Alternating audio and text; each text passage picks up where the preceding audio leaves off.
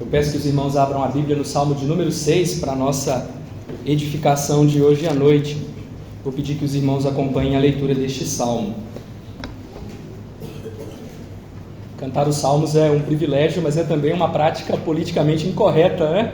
Hoje a gente cantou o salmo que diz que se o Senhor nos lavar com o sopro, nós ficaremos mais alvos do que a neve. Essa não é mais uma frase tão aceita nos nossos dias, mas o Senhor nos dá o privilégio de cantar na certeza de que nós estamos certos, porque estamos cantando Sua palavra.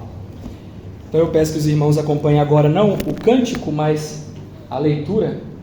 Esse microfone está trabalho aqui, deixa eu ver se ele para. Mas eu peço que os irmãos acompanhem a leitura do Salmo de número 6, que diz assim: Ao mestre de canto com instrumentos de 8 cordas, Salmo de Davi. Senhor, não me repreendas na tua ira, nem me castigues no teu furor. Tem compaixão de mim, Senhor, porque eu me sinto debilitado.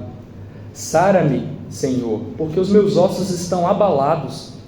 Também a minha alma está profundamente perturbada. Mas tu, Senhor, até quando? Volta-te, Senhor, e livra minha alma. Salva-me por tua graça, pois na morte não há recordação de ti. No sepulcro, quem te dará louvor? Estou cansado de tanto gemer. Todas as noites faço nadar o meu leito, de minhas lágrimas o alago. Meus olhos de mágoa se acham amortecidos, envelhecem por causa de todos os meus adversários. Apartai-vos de mim, todos os que praticais a iniquidade, porque o Senhor ouviu a voz do meu lamento, o Senhor ouviu a minha súplica, o Senhor acolhe a minha oração. Envergonhem-se e sejam sobremodo perturbados todos os meus inimigos. Retirem-te de súbito, cobertos de vexame. Vamos fazer mais uma oração, pedindo a Deus que nos dê iluminação, ação do seu Espírito, capacitando-nos a entender a palavra pregada. Vamos orar. Senhor Deus, nós te bendizemos, porque nós temos o privilégio de ter acesso à tua santa palavra, a verdade que nos santifica e que nos liberta. Mas, ó Deus, os nossos olhos são naturalmente cegos e os nossos ouvidos naturalmente surdos. É por isso que nós te pedimos a ação do teu Espírito sobre nós nessa noite, abrindo os olhos do nosso entendimento e fazendo-nos ouvir, fazendo-nos, ó Deus, atender aquilo que o nosso Senhor Jesus Cristo afirmava todas as vezes que proclamava a verdade. Quem tem ouvidos para ouvir, que ouça o que o Espírito diz à igreja. Tem misericórdia de nós, ó Pai, e capacita-nos a ouvir a Tua voz nessa noite. Que o Senhor nos ajude, ó Deus, de tal maneira que em nosso coração nós tenhamos santas inclinações para contigo e para com a Tua palavra. Não deixes, ó Deus, que sejamos obstinados em nossa rebeldia. Pelo contrário, que Tu nos dês um coração manso para receber a palavra que implantada em nós é poderosa para salvar a nossa alma. Tem misericórdia de nós e nos abençoa, é o que nós te pedimos, em nome de Jesus. Amém. Meus irmãos, eu sempre gosto de começar as pregações que faço no livro dos Salmos, relembrando uma frase de Calvino, uma afirmação de Calvino, no prefácio do livro dos Salmos, lá no início ainda, naqueles 4 livros, no início daqueles 4 livros que ele escreveu, que é a afirmação de Calvino de que os Salmos são uma anatomia de todas as partes da alma. Uma anatomia de todas as partes da alma. E por que Calvino fez essa afirmação e por que ela é uma afirmação apropriada? Porque os Salmos falam de todas as experiências que nós, os servos de Deus, experimentamos. O livro dos Salmos cobre toda a experiência humana. Ele fala daquilo que nós gostamos. Nós encontramos muitos cânticos de alegria, muitos salmos alegres no livro dos Salmos. Mas nós também encontramos algumas coisas que nós não gostamos de fazer, que naturalmente não gostamos de fazer. Além de encontrarmos nos salmos gritos de júbilo, louvores em alta voz, nós também encontramos tristeza, nós também encontramos confissão de pecado, nós também encontramos a presença de inimigos. E de forma muito didática, o livro dos Salmos é aberto. Na verdade, nós temos uma introdução nos capítulos 1 e 2, nos Salmos 1 e 2, mas depois, a partir do Salmo 3, quando nós temos de fato ali o início do livro dos Salmos, nós passamos da introdução e adentramos no livro propriamente dito, nós nos deparamos com os primeiros salmos como salmos de lamento. salmos que descrevem situações difíceis, ocasiões em que nós poderíamos chamar de noite escura da alma ou canções de desorientação, salmos que surgem em tempos sombrios. Podem depois observar, do Salmo 3º ao Salmo 7º, os primeiros salmos do Saltério, nós nos deparamos com canções de tristeza, com dificuldades, com conflitos, com inimigos terríveis que tentam afetar o povo de Deus. Logo no início dos salmos, na introdução, nós nos deparamos com coisas impressionantes e que nós gostamos. Nós lemos no Salmo 1º que os justos prevalecem, que os ímpios serão expulsos da santa congregação, que o Messias, no Salmo 2º, é o vencedor que domina as nações com o cetro de ferro.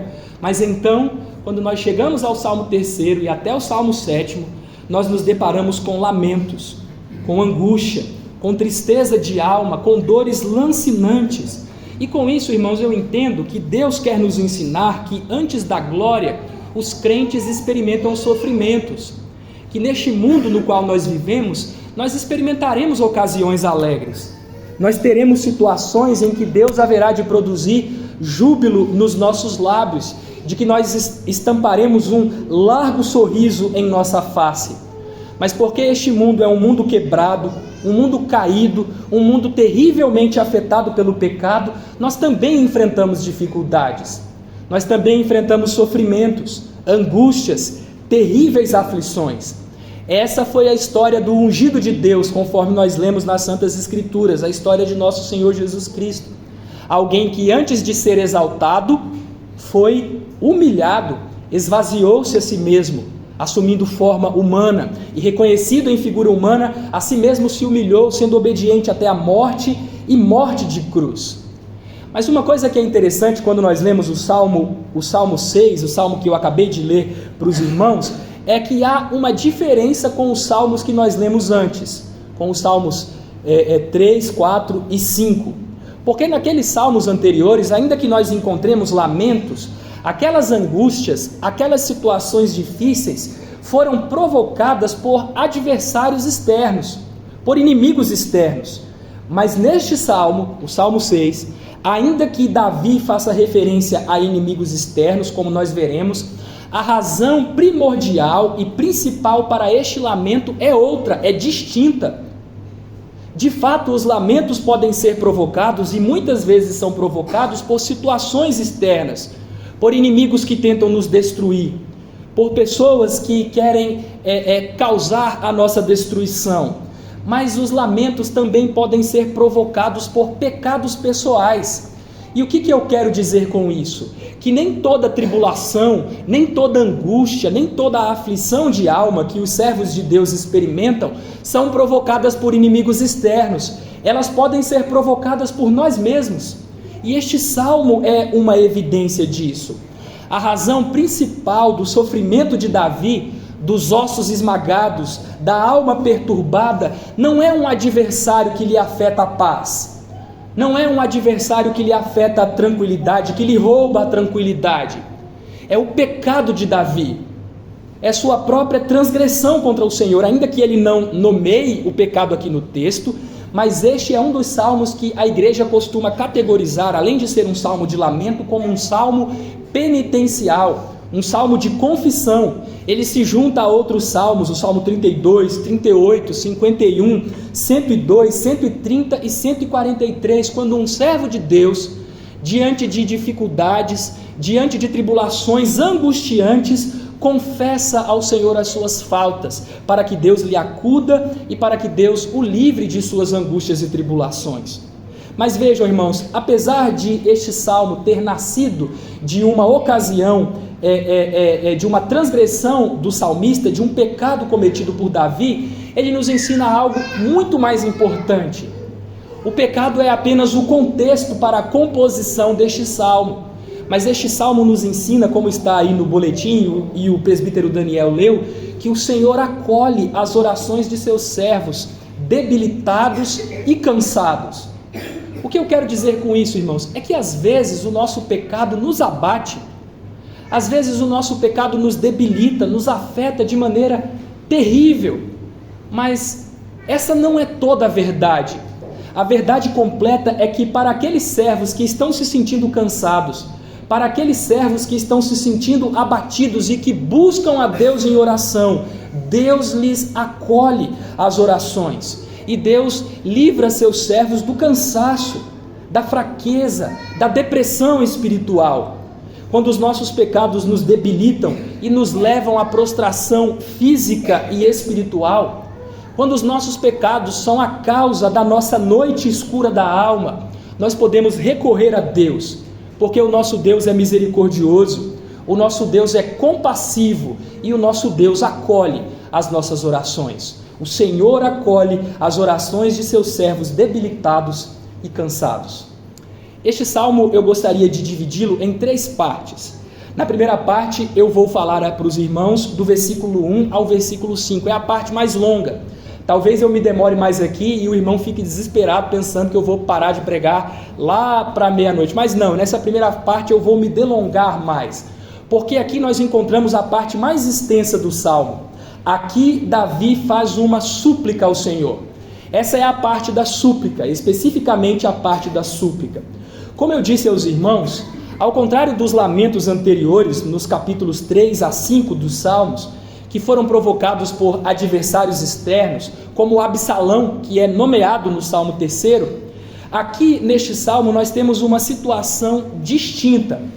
Aqui não são pessoas que estão procurando o mal de Davi e falando mal dele com palavras terríveis contra o servo do Senhor, difamando o servo do Senhor. Não são essas pessoas que estão causando a angústia de Davi. A situação de Davi fora provocada por ele mesmo. Mas como nós podemos ter certeza disso? Vejam, alguns autores, alguns comentaristas relutam em classificar este salmo como um salmo penitencial, como um salmo de confissão.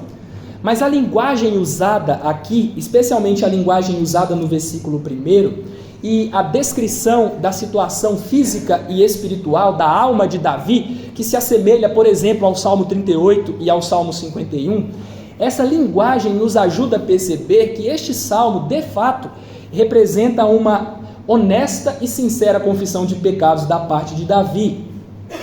A linguagem nos ajuda com isso. Notem que no versículo 1 aparecem algumas palavras importantes aqui. Davi utiliza a expressão ira, furor e castigo. Ira, furor e castigo. Essas 3 palavras são palavras corriqueiras nos textos bíblicos que tratam das maldições que decorrem da quebra da aliança. Aquilo que nós costumeiramente chamamos de maldições da aliança.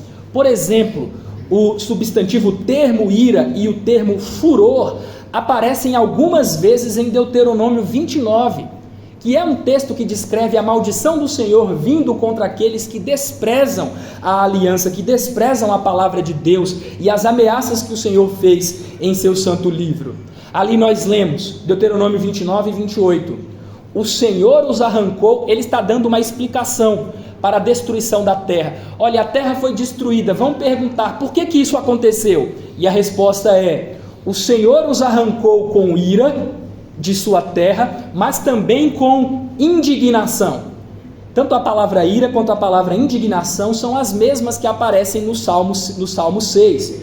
O Senhor os arrancou com ira de sua terra, mas também com grande indignação e grande furor, e os lançou para outra terra, como hoje se vê. Então notem, as palavras utilizadas por Davi são palavras utilizadas na Bíblia num contexto de aliança, especificamente num contexto de quebra da aliança e das maldições que decorrem dessa quebra.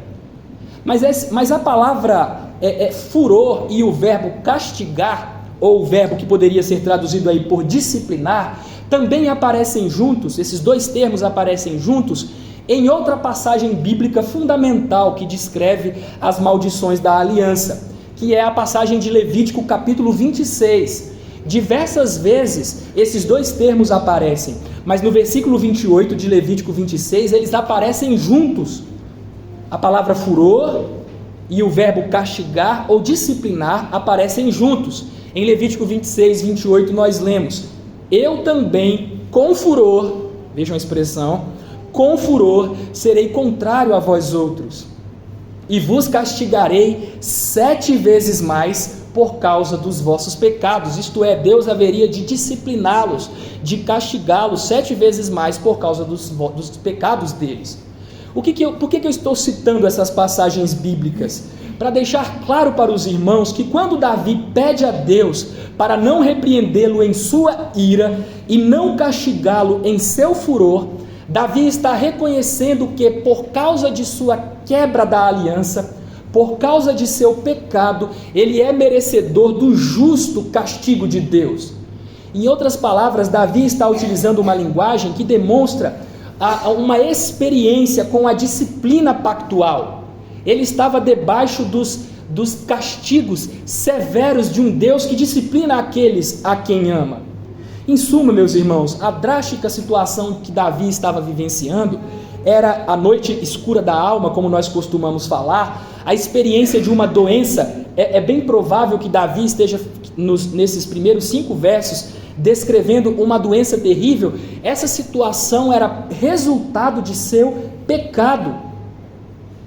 Aquelas circunstâncias dramáticas, aquela situação difícil, aquela grave aflição que Davi estava experimentando, sua saúde arruinada, era resultado de sua desobediência a Deus. Notem que as palavras utilizadas por Davi são palavras muito fortes. Ele diz no versículo 2 que se sente debilitado e que seus ossos estão abalados. Ele diz no versículo 3 que a sua alma está profundamente perturbada, e ele pergunta para Deus, até quando? Dando a entender que essa experiência de angústia, de grave aflição, de doença provavelmente que lhe afetava o corpo e a alma, isso já durava um bom tempo. Essa é a expressão para alguém que está cansado. Até quando, Senhor? E no versículo 3 ele fala que sua situação era grave a tal ponto, aliás, no versículo 5, ele fala que sua situação era grave a tal ponto que ele poderia experimentar a morte e o sepulcro. Vejam que coisa, aqui nós poderíamos resumir estes versos.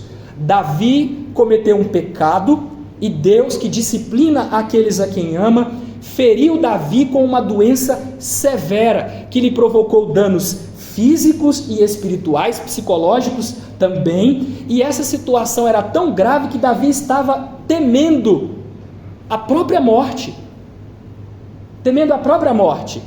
E essa é a terrível situação, essa angústia pavorosa, esse temor provocado por uma doença aparentemente mortal que leva Davi a uma oração de súplica, que leva Davi a pedir misericórdia a Deus. Vejam que estes primeiros 5 versos são caracterizados por verbos volitivos, por imperativos. Davi apresenta a Deus as suas súplicas, Davi apresenta a Deus os seus rogos e pedidos. São 7 verbos no modo imperativo. Depois os irmãos podem contar aí do versículo 1 até o versículo 5. Aquela difícil situação conduziu Davi a uma súplica marcante, a uma súplica tocante, a um pedido sincero para que Deus lhe acudisse. São diversos verbos, mas nós poderíamos resumir os pedidos de Davi em basicamente 2 categorias. Primeiro, Davi pede compaixão e misericórdia. Diante da terrível situação que Davi está experimentando, ele roga a misericórdia de Deus.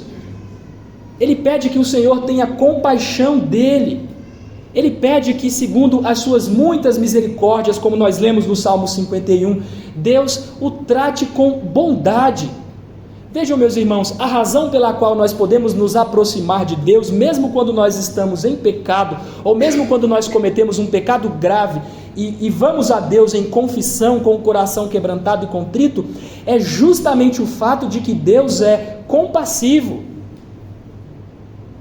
O pecado é tão enganoso, é tão destrutivo para a nossa saúde espiritual, que nós pensamos assim quando estamos pecando: eu vou me afastar de Deus, porque o Senhor não tolera esse tipo de pecado. E é verdade, Deus não tolera o pecado, mas, meus irmãos, Deus não se nega a manifestar misericórdia àqueles que o buscam. Davi entende isso. Ao invés de se afastar do Senhor, afaste-se de seu pecado e aproxime-se de Deus pedindo clemência. pedindo compaixão, misericórdia. É isso que Davi faz. Davi sabe que Deus é um pai disciplinador, que Deus nos castiga, que Deus nos repreende, mas Davi também sabe que esse pai que disciplina porque é um pai afetuoso, porque é um pai amoroso, e é por isso que Davi roga compaixão, brandura. Davi sabe, como ele diz em outro salmo, que como um pai se compadece de seus filhos, assim o Senhor se compadece dos que o temem, porque Deus sabe qual é a nossa estrutura, irmãos. Deus sabe que nós somos pó, nós podemos nos aproximar de Deus quando nós cometemos pecado, nós podemos buscar do Senhor perdão, nós podemos buscar do Senhor compaixão. Davi, em outras palavras, está fazendo a mesma coisa que Abacuque fez em sua oração, lá em Abacuque capítulo 3, versículo 2, na tua ira, lembra-te da misericórdia.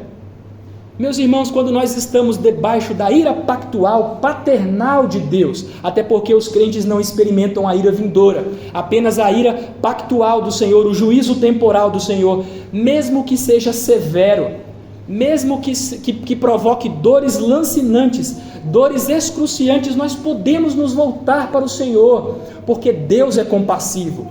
Deixe-me dizer uma coisa para os irmãos: o prazer de Deus não é nos disciplinar. O prazer de Deus é ver os filhos disciplinados correndo para os seus braços, buscando compaixão. Os irmãos se recordam do texto que nós lemos em Lamentações? Deus não aflige com alegria os filhos dos homens. O prazer de Deus não é provocar feridas em nós. O prazer de Deus é ver os seus filhos feridos, correndo para o único que pode curá-los, para o único que pode se compadecer deles. Quando nós estamos debaixo da dura disciplina de Deus por causa dos nossos pecados, como Davi, nós podemos nos aproximar do Senhor. Há uma ocasião bonita na história de Davi, lá em 1 Crônicas, capítulo 21, Davi comete o pecado de levantar o censo. É provável que Davi quisesse demonstrar o poderio de seu exército, o seu poderio militar, e isso provocaria vaidades no rei. Por que eu venço tantas batalhas? Olha o tamanho do meu exército. E o que Deus faz? Deus castiga Davi. A ira de Deus se acende contra o povo de Deus por causa do pecado de Davi. E aí Deus envia um profeta, o profeta Gade, para oferecer a Davi algumas opções de castigo. E ele oferece 3 opções, e uma delas era cair nas mãos do Senhor, era experimentar o anjo da aliança provocando destruição entre o povo de Deus. E o anjo da aliança estava pronto para destruir Jerusalém, mas o Senhor, por compaixão, impediu que isso acontecesse. Mas o que Davi responde ao profeta Gade? O que você quer? Fome? Você quer cair, perecer durante um tempo, se eu não me engano 3 meses, pela espada dos seus inimigos? Ou você quer experimentar o castigo que vem da mão do Senhor? E Davi responde assim, em 1 Crônicas 21, 13: Então disse Davi a Gade: Estou em grande angústia, caia eu, pois, nas mãos do Senhor, porque são muitíssimas as suas misericórdias, mas nas mãos dos homens não caia eu. Meus irmãos, o nosso Deus é compassivo. O nosso Deus é compassivo. Por isso, quando nós estamos sofrendo debaixo de seu chicote, de sua disciplina pactual, nós não precisamos correr dele. Nós podemos nos aproximar e dizer: não me repreendas na tua ira, Senhor. Não me castigues no seu furor. Tem compaixão de mim, porque o nosso Deus é compassivo e rico em misericórdias. É benigno e clemente. É um Deus tardio em irar-se. Nós podemos nos voltar para o Senhor. Mas notem que o pedido de Davi também envolve um pedido de restauração ou cura. Na visão de Davi, de acordo com sua experiência, as sensações que ele experimentava, era como se Deus o tivesse abandonado, e é por isso que Davi pede para que Deus se volte para ele. Era como se Deus tivesse virado as costas, e no versículo 4 ele afirma: volta-te, Senhor, e livra a minha alma. E os verbos seguintes aí, salva-me por tua graça, são verbos que apontam para o fato de que Davi está pedindo. Ele também diz no versículo 5, aliás no versículo 2, sara-me, Senhor. Ele está pedindo cura, restauração. Como eu disse aos irmãos, é bem provável, e eu estou convicto disso, há autores que não, mas eu estou convicto, que Deus havia disciplinado Davi com uma doença severa. uma doença que lhe provocou aflições mentais e físicas, uma doença que envolvia aflições tanto no corpo de Davi quanto em sua alma, danos no corpo e na alma, uma doença com consequências nocivas, físicas e psicológicas, e Davi pede para que Deus ponha um fim ao seu sofrimento, e tudo isso por uma razão. Vejam no versículo 4, salva-me por tua graça. A palavra aqui poderia ser traduzida por misericórdia, ela é costumeiramente traduzida na Bíblia por misericórdia, que diz respeito ao amor, à lealdade de Deus, à sua aliança. Davi está pedindo restauração e cura, não porque ele merecesse, mas porque Deus prometeu em sua aliança com o seu povo, compadecer-se de nós, manifestar misericórdia sobre a nossa vida, e é por isso que Davi pede a Deus restauração de sua grave situação. Mas esse pedido de Davi nos ajuda a entender uma verdade fundamental, irmãos. E aqui eu quero falar com paciência, e eu tenho o hábito de falar muito rápido, eu sou meio apressado nas minhas palavras, mas eu vou me esforçar para falar com bastante vagar para que os irmãos entendam o que eu estou dizendo. Há doenças físicas e psicológicas, doenças que afetam o nosso corpo e a nossa alma, que são resultado direto do pecado. Nós sabemos, irmãos, que toda doença, sem exceção, é resultado da queda, o primeiro pecado que os nossos pais cometeram. Deus não nos criou para que adoecêssemos e que por fim morrêssemos. Deus nos criou para que experimentássemos plena comunhão com Ele. Mas por causa da entrada do pecado no mundo, todas as doenças que nós experimentamos são resultado da queda, daquele primeiro pecado. Mas não é disso que eu estou falando. Não é sobre a queda que eu estou falando para os irmãos. Eu estou falando de pecados particulares que nós cometemos. Algumas doenças que nós experimentamos em nossa vida, que nós sofremos, pelas quais nós passamos, são provocadas por pecados que nós particularmente cometemos. E como eu disse, eu não quero ser mal compreendido e nem quero ferir a consciência de nenhum irmão que esteja padecendo de alguma enfermidade. Por isso é importante que eu faça uma ressalva. Nem toda doença é provocada por pecados particulares. Toda doença é resultado da queda, mas nem toda doença é provocada por um pecado particular. Há muitos servos fiéis do Senhor que ficaram enfermos e isso não era consequência de nenhum pecado. Nós temos o caso de Ezequias, nós temos o caso de Jó, que adoeceu terrivelmente da planta do pé ao alto da cabeça e não era por nenhum pecado que Jó havia cometido. Nós temos o exemplo de Timóteo, a quem Paulo recomenda tomar um pouco de vinho para cuidar de seu problema no estômago. O próprio Senhor Jesus Cristo, quando diante de um cego de nascença, perguntado por seus discípulos, quem pecou para que nascesse cego, ele ou os pais? Jesus responde, nem ele pecou, nem seus pais, mas foi para que se manifestem nele as obras de Deus. Então eu não quero ferir a consciência de nenhum irmão que está enfermo, dizendo que toda doença é provocada por um pecado particular. Não é isso que eu estou dizendo, mas eu afirmo com convicção bíblica que há doenças que nós experimentamos, sejam elas de natureza física ou psicológica, que são resultado direto de pecados particulares que nós cometemos. A Bíblia ensina isso, irmãos. E às vezes na nossa vontade de não machucar qualquer irmão, de não ferir e prostrar ainda mais qualquer irmão, nós negamos essa verdade. Mas a Bíblia ensina isso. Nas maldições da aliança, tanto em Levítico 26 quanto em Deuteronômio, Deus prometeu castigar o povo com doenças físicas e com doenças psicológicas, psíquicas também. Por exemplo, em Levítico 21:16, então eu vos farei isto, porei sobre vós o terror. Essa é uma questão muito mais psicológica do que física, mas depois ele segue, a tísica e a febre ardente, que fazem desaparecer o lustre dos olhos e definhar a vida. E no versículo 36 de Levítico 26 ele afirma, quanto aos que de vós ficarem, eu lhes meterei no coração tal ansiedade nas terras dos seus inimigos, que o ruído de uma folha movida os perseguirá. Deus está dizendo que iria ferir os seus servos rebeldes com um pânico de tal natureza, com uma ansiedade de tal natureza, que até uma folha movida, o barulho de uma folha agitada pelo vento, haveria de provocar medo, pânico e ansiedade no coração dessas pessoas. A mesma coisa é dita lá em Deuteronômio 28. Deus haveria de feri-los com tísica, com febre, com inflamação, com as úlceras do Egito, com tumores, com sarna, com prurido de que não se pode curar, de que não se pode ser curado.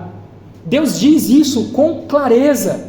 Deus afirma que haveria de mandar enfermidades graves e duradouras, todas as que estavam escritas no livro da aliança, e até mesmo enfermidades que eles sequer conheciam.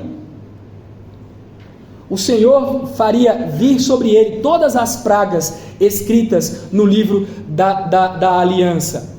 Ele diz no versículo 66 de Deuteronômio 28, a tua vida estará suspensa como por um fio diante de ti. Terás pavor de noite e de dia, e não crerás na tua vida. Vejam, é um pânico tal que a pessoa está desesperada à noite, está desesperada de dia e com medo. Será que eu vou permanecer vivo? Pela manhã dirás, quem me dera ver a noite. E à noitinha dirás, quem me dera ver a manhã. Isso pelo pavor que sentirás no coração e pelo espetáculo que terás diante dos olhos. Então vejam, irmãos, nós não podemos negar que as Escrituras nos ensinam com clareza que crentes, por causa de seus pecados, podem adoecer. Talvez você esteja dizendo isso porque nós somos formados numa tradição teológica de que a oposição é feita entre Antigo e Novo Testamento, mas isso é coisa do Antigo Testamento. Mas não apenas o Antigo Testamento ensina isso. Na primeira carta do apóstolo Paulo aos Coríntios, no capítulo 11, ele diz que alguns crentes estavam fracos, doentes e não poucos que dormiam. E em Tiago capítulo 5 versículo 15 nós lemos a respeito de alguns doentes: e se houver cometido pecados, ser-lhe-ão perdoados. Em outras palavras, existem algumas doenças que na expressão, no fraseado de um teólogo conhecido aqui no Brasil, J. Adams, ele chama essas doenças de doenças amartiogênicas.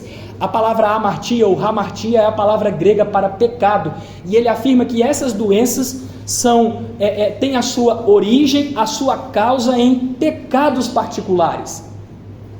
Vejam, portanto, irmãos, que o que Davi está nos ensinando nesses primeiros 5 versos é que as nossas enfermidades são boas ocasiões propícias para que nós peçamos a Deus que nos cure, mas além disso, e eu repito, ainda que nem toda doença seja provocada por pecados particulares, mas este salmo nos ensina que é de bom tom que nós examinemos o nosso coração para ver se não estamos com alguma enfermidade, com consequências físicas e psicológicas que foi provocada pelo nosso pecado. Essa é uma boa ocasião para nós fazermos isso. Nós precisamos fazer isso. Quando nós adoecemos, nós sempre estamos preocupados em pedir cura, e não há nenhum problema, Davi pede isso aqui. Mas nós também devemos aproveitar essa ocasião para examinar o coração.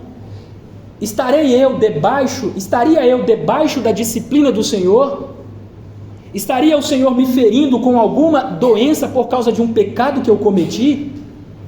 Veja, irmãos, talvez você esteja doente porque você carece de temperança, moderação, domínio próprio. Quantas pessoas não estão doentes porque não controlam seus apetites alimentares? Não é uma hora para a pessoa parar e perguntar: será que eu não estou doente porque eu sou uma pessoa destemperada, sem domínio próprio? E eu preciso me arrepender do meu pecado e pedir para Deus me conceder o fruto do Espírito, porque o fruto do Espírito é domínio próprio? Não é uma boa ocasião para nós fazermos isso? Pare para pensar. Hoje em dia algumas doenças viraram assim, a gente trata como se não fosse absolutamente nada, e nós devemos manifestar compaixão para com aqueles que estão doentes, mas eu já vi pastores contando em tom de pilhéria, em tom de picardia, a respeito de que tiveram burnout. Ora, irmãos, de onde é que vem essa doença, se não do excesso de trabalho? E o que é excesso de trabalho, se não pecado? Vejam que coisa, as pessoas elas não conseguem olhar, meu Deus, eu estou doente porque eu estou transgredindo a lei do Senhor. Deus me deu 6 dias para trabalhar e 1 para descansar, eu não faço isso. Eu fiquei doente, ao invés de me arrepender, e eu não estou dizendo que a pessoa não deva tomar remédio, procurar alguém para ajudar, mas o arrependimento é necessário, é essencial.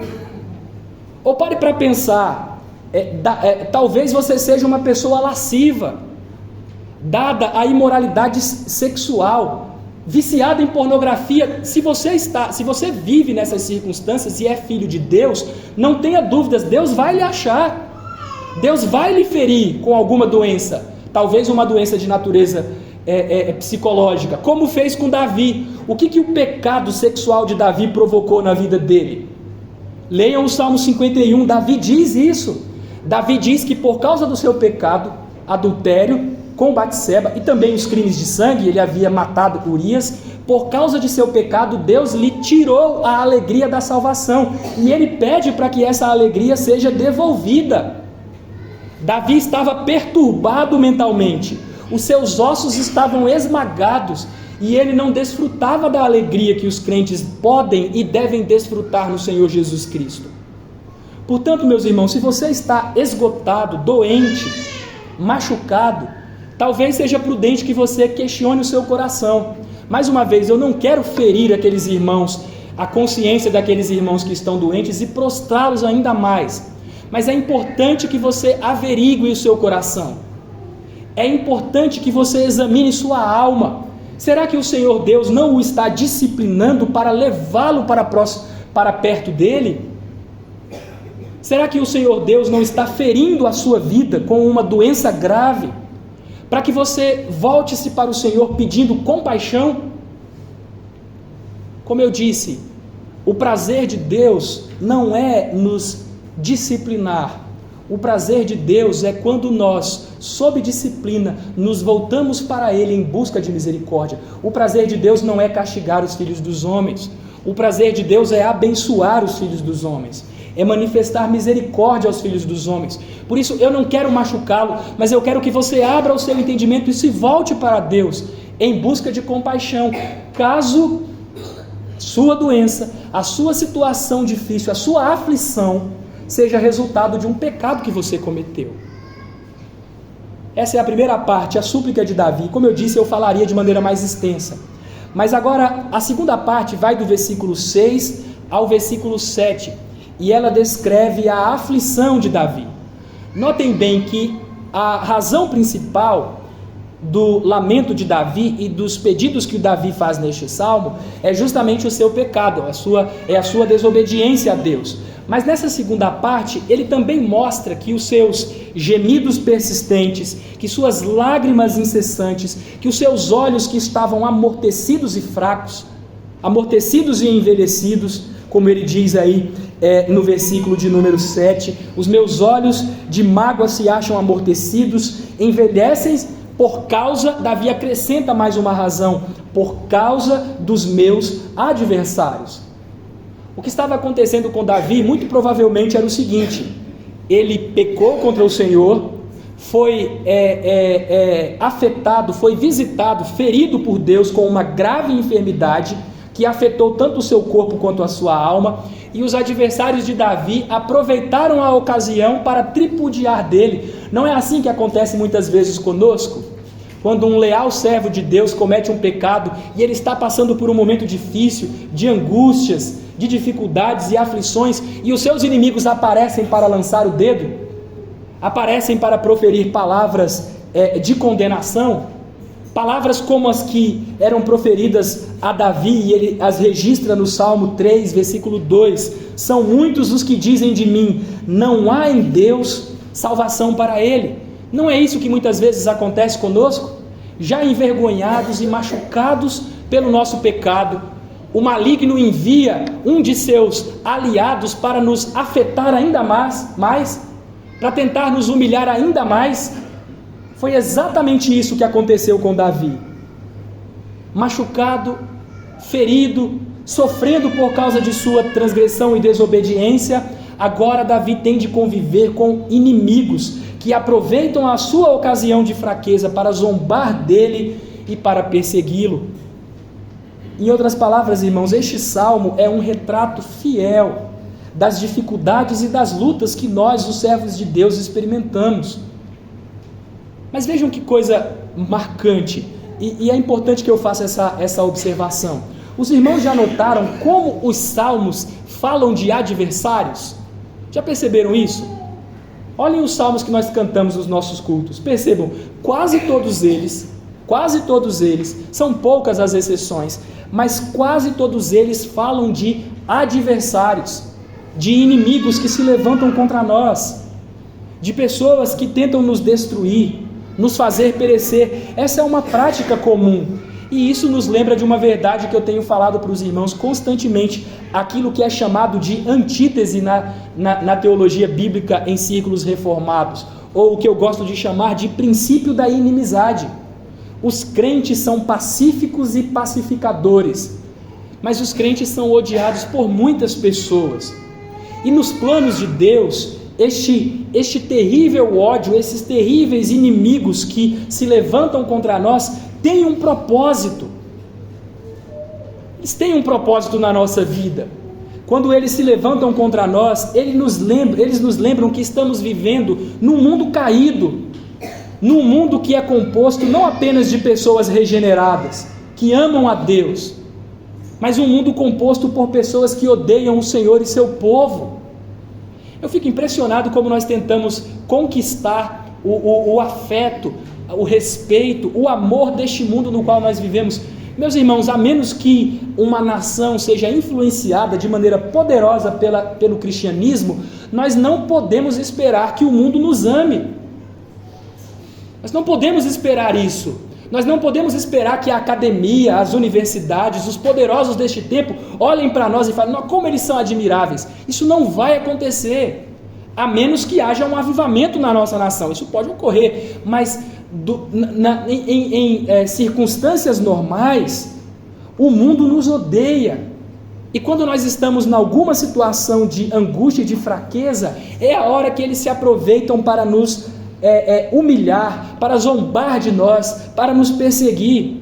Foi o Senhor Jesus Cristo quem afirmou: se o mundo vos odeia, sabei que primeiro do que a vós outros, me odiou a mim. Se vós fosseis do mundo, o mundo amaria o que era seu. Como todavia não sois do mundo, pelo contrário, dele vos escolhi, por isso o mundo vos odeia. Este salmo, portanto, e tantos outros, nos lembram que a paz que Deus nos oferece não é a ausência de tranquilidade, não é a ausência de lutas, não é uma tranquilidade absoluta. Pelo contrário, a paz que o Senhor nos oferece é uma paz de consciência, é a certeza de que os nossos pecados foram perdoados, e não importam a quantidade de inimigos, o número de inimigos externos que nós possuímos, nós podemos desfrutar de paz nos nossos corações. Mas não se enganem, meus irmãos, não se enganem, Deus não prometeu para os seus servos neste mundo a ausência de inimigos. E com os inimigos Deus nos ensina uma verdade, Deus nos ensina lições preciosas. Os inimigos de Davi o levaram ao quebrantamento. Percebem como Davi fala aqui? Ele fala de gemidos, ele fala de lágrimas que ele derrama, com as quais ele faz nadar o seu leito. A presença daqueles adversários tornou Davi uma pessoa contrita, ajudou a tornar Davi uma pessoa contrita, uma pessoa quebrantada, uma pessoa dependente de Deus. Os nossos adversários são um lembrete diário para nós, de que nós carecemos do Senhor, de que nós dependemos do Senhor, e que nós precisamos recorrer a Ele, para que sejamos abençoados. Certamente a paz que o Senhor nos concede, a paz com Deus, afeta os nossos relacionamentos com o próximo, mas não elimina, tal paz não elimina todos os nossos adversários. A paz que Deus prometeu para o seu povo não é a ausência de conflitos, não é a paz que o mundo dá. É paz com Deus porque nós fomos justificados e porque temos a certeza dos nossos pecados. Os nossos inimigos existem. E por fim, nos versículos 8 a 10, nós temos aqui o desejo de Davi. O desejo de Davi com relação aos seus adversários. Ele já suplicou ao Senhor por causa de seus pecados, pedindo para Deus se compadecer dele. Ele já revelou sua aflição, terrível aflição por causa dos seus adversários, que aproveitam a ocasião de seu pecado para tripudiar dele, para zombar e perseguir Davi, zombar de Davi e persegui-lo. E agora ele termina apresentando o seu desejo final. Vejam, irmãos, que nestes versos finais, Davi declara a bondade do Senhor, porque Deus ouviu as suas orações. Ele afirma isso com clareza. No versículo de número 8, ele afirma que o Senhor ouviu a voz do seu lamento, e no versículo 9 ele afirma que Deus ouviu sua súplica e que o Senhor acolhe a sua oração. E como eu já disse em sermões anteriores, o fato de que Deus, o soberano, o Senhor de toda a terra, ouve a nossa oração, isso é uma verdade extraordinária, admirável. Parem para prestar atenção. Desde a entrada do pecado no mundo, nós não passamos de pecadores indignos. Nós não merecemos qualquer dádiva, qualquer manifestação de bondade e misericórdia do Senhor para conosco. Mas, meus irmãos, a Bíblia nos ensina que Deus ouve pecadores. Essa é uma verdade admirável anunciada por Davi neste salmo. Deus acolhe as orações de seu povo. Deus conhece e ouve cada palavra que sai de nossos lábios em oração. Deus conhece e ouve cada gemido que emitimos quando experimentamos dores profundas, quando experimentamos angústia em nossa alma. Deus ouve a voz de nosso lamento, Deus ouve a nossa súplica e acolhe as nossas orações. Vejam, não é possível expressar em palavras, exprimir a grandeza dessa verdade em palavras. Isso é algo inefável. Deus, que é santo e soberano, ouve pecadores que o buscam pela mediação de Cristo. Essa é uma verdade bendita, essa é uma verdade extraordinária. Mas ainda que essa verdade seja impactante, marcante, uma verdade inaudita, não é ela o elemento principal destes versos finais, o elemento mais significativo desses versos finais. O aspecto mais marcante desses versículos 8 a 10 é o desejo de Davi em relação aos seus inimigos. Como eu disse aos irmãos no sermão anterior, os crentes não podem se vingar dos seus adversários. Eles devem amá-lo, foi assim que o Senhor Jesus Cristo nos ensinou. Mas a palavra de Deus também nos ensina que, além de amar os nossos inimigos, nós podemos entregá-los à ira do Senhor, à vontade do Senhor, ao juízo do Senhor.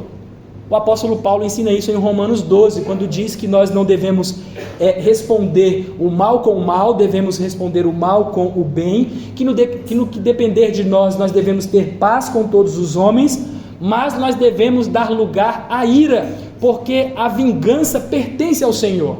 É exatamente isso que Davi está fazendo aqui. Ele não pode tomar vingança, fazer justiça com as suas próprias mãos, mas ele sabe que pode confiar a sua causa a Deus. E é por isso que ele se dirige aos seus adversários, afirmando que eles deveriam se apartar deles, demonstrando que haveria uma separação entre os servos de Deus e os que praticam a iniquidade. Apartai-vos de mim, vós os que praticais a iniquidade. Mas além disso, Davi afirma que eles deveriam ser envergonhados e sobremodo perturbados, que eles deveriam se retirar de súbito, cobertos de vexame. Portanto, Davi pede que haja separação entre crentes e ímpios, entre piedosos e ímpios, e que estes ímpios sejam envergonhados e completamente perturbados. Mas a pergunta que nós devemos fazer é a seguinte, irmãos: quando é que esse anseio de Davi, que é um anseio justo e bom, se cumprirá plenamente? Quando é que estes pedidos de Davi, separação entre o povo de Deus e os incrédulos, e por fim a vergonha e a destruição dos inimigos de Deus, a perturbação dos inimigos de Deus, quando é que isso se cumprirá de maneira plena? Certamente, meus irmãos, os crentes devem manter uma separação visível dos incrédulos. Essa é uma verdade bíblica. Em 1 Coríntios capítulo 5, o apóstolo Paulo nos ensina que a igreja deve expulsar aqueles que praticam iniquidades e que são impenitentes. Ou seja, deve haver uma separação visível E isso é manifesto na nossa prática de possuir na igreja um rol de membros, mas deve haver uma separação visível entre aqueles que pertencem à igreja e aqueles que não pertencem a ela. Mas essa separação ainda não é completa. Por quê? Porque no meio do povo de Deus existem muitos falsos crentes. Pessoas que professam a fé no Senhor Jesus Cristo, mas foram plantadas na igreja por Satanás. Nós não devemos fazer, existem algumas igrejas que fazem o trabalho de Satanás, né? Que é aceitar em suas fileiras qualquer pessoa, não importa a sua profissão de fé e sua vida.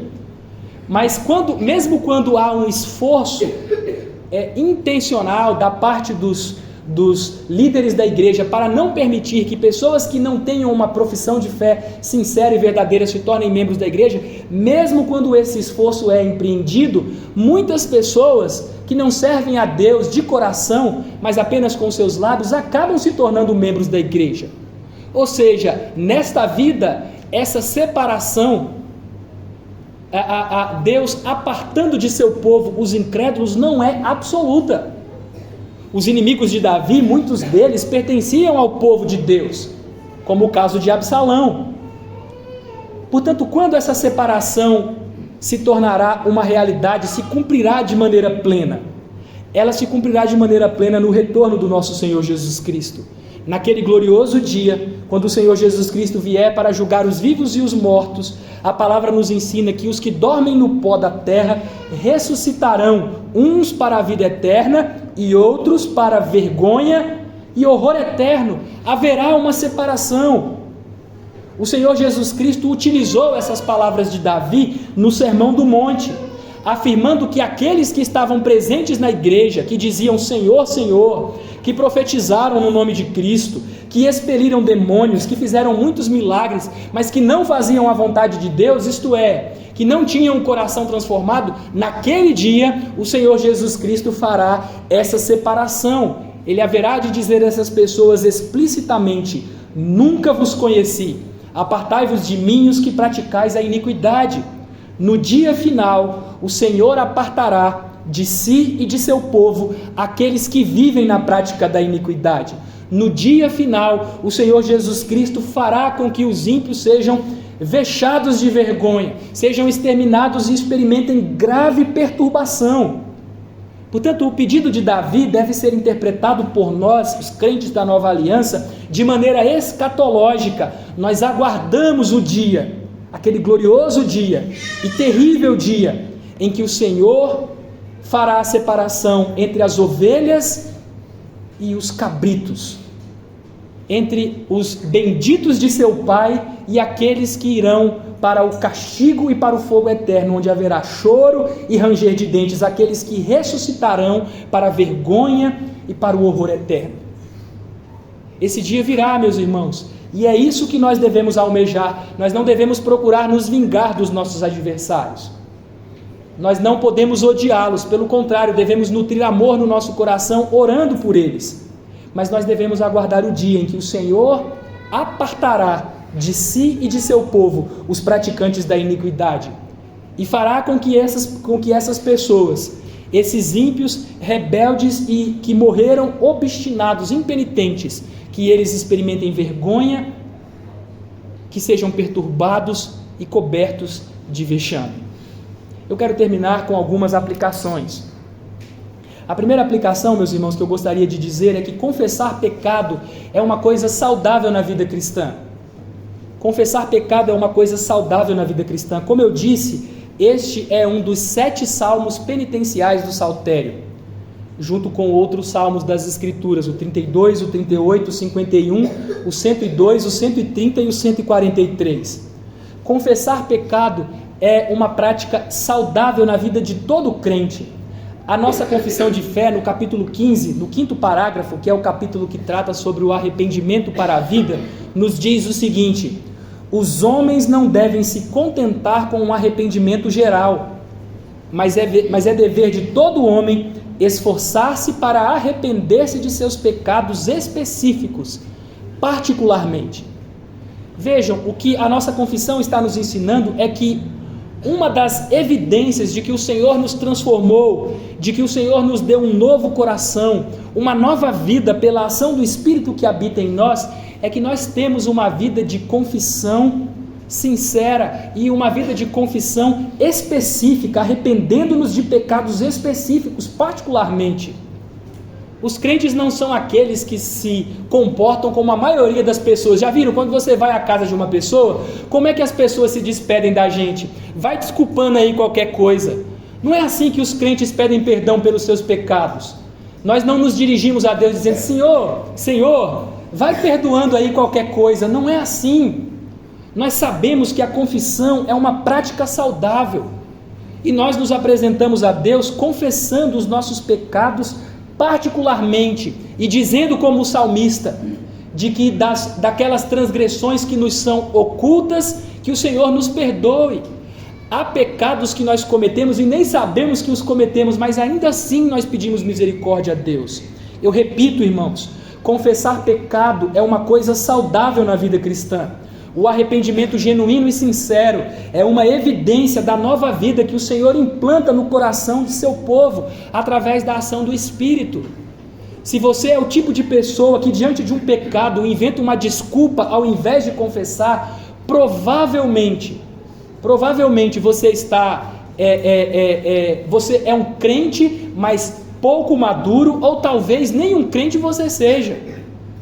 Porque um crente genuíno confessa os seus pecados. Isso é uma prática saudável e costumeira. Agora deixe-me dizer, porque eu não quero fazer dessa aplicação um peso, pelo contrário, eu quero fazer dessa aplicação um incentivo, eu quero entusiasmá-lo a viver em genuína contrição e arrependimento diante do Senhor. E para incentivá-lo, eu gostaria de dizer que Deus acolhe a oração dos quebrantados que lhe pedem perdão. Davi, em outro salmo penitencial, no Salmo 51, diz que um coração quebrantado e contrito, o Senhor não rejeita. Às vezes a nossa tendência de não pedir perdão é porque nós somos orgulhosos, ou porque nós temos uma visão inadequada de Deus. Nós somos como o filho pródigo. Os irmãos se lembram do filho pródigo voltando para casa? Eu vou voltar para casa e Deus vai me tratar como um escravo, como um servo, vai me colocar para comer lá na copa, na cozinha. Não é assim que Deus trata seus filhos, meus irmãos. Quando aquele homem voltou arrependido para casa, Deus deu um banquete, matou o principal, o novilho cevado, colocou um anel, trocou-lhe as roupas. Deus é misericordioso. Quando você estiver em pecado, não fuja por orgulho, nem por medo do Senhor. Aproxime-se, Deus é misericordioso. Deus é bom, Deus é cheio de compaixão. É por isso que a confissão é tão natural na vida do crente, porque ela nos causa vergonha. Nós pecamos contra aquele que nos amou e entregou o seu Filho para morrer pelos nossos pecados. Mas a confissão também nos leva a experimentar algo do caráter de Deus, que é a sua misericórdia e a sua compaixão. Deus é um pai que se compadece dos seus filhos. A nossa confissão de fé, em outra parte, também no capítulo 15, mas desta feita no parágrafo 4, diz o seguinte: como não há pecado tão pequeno que não mereça condenação, assim não há pecado tão grande que possa trazer condenação sobre os que se arrependem verdadeiramente. Meu irmão, onde abundou o pecado, superabundou a graça. Não há pecado grande demais que o nosso grande e compassivo Deus não possa perdoar, se nós o buscarmos sinceramente, arrependidos verdadeiramente. A confissão é uma prática comum na vida do crente, porque ele sabe que ainda que o seu pecado seja grave, lembrem-se de Davi. Davi cometeu um adultério, tentou enganar o marido da mulher, fazer parecer que o filho era dele.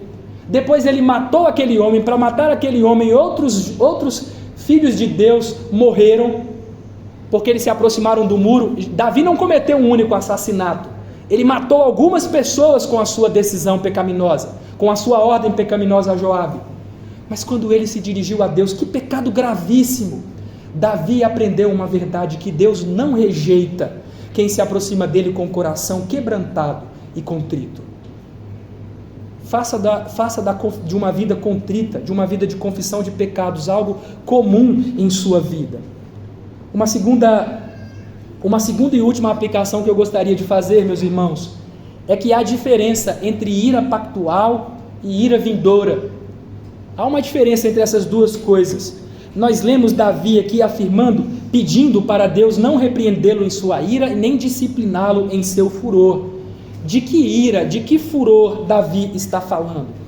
Davi está falando de uma ira pactual, de castigos e juízos temporais que Deus inflige sobre os seus filhos que se rebelam contra ele. Filhos que se refugiam no Messias, que encontram refúgio no Senhor Jesus Cristo, mas que por causa de seus pecados são disciplinados, são visitados com os juízos temporais de Deus. Essa é a única ira que os crentes podem experimentar, a ira pactual, porque nós jamais experimentaremos a ira vindoura, porque em Cristo Deus nos livra da ira vindoura. Essa ira deve nos levar ao temor, mas essa ira não deve nos levar a um desespero tal que nós temamos que o Senhor nos condene no inferno. Ele jamais fará isso com aqueles que se refugiam debaixo das asas de seu Filho. A ira vindoura é para pecadores impenitentes. A ira vindoura é para aqueles que não buscam refúgio no Messias. A ira vindoura é para aqueles que não beijam o Filho, para aqueles que não se deixam advertir. Em suma, meus irmãos, a ira vindoura é Deus agindo como justo juiz, e Ele haverá de julgar os incrédulos e os rebeldes.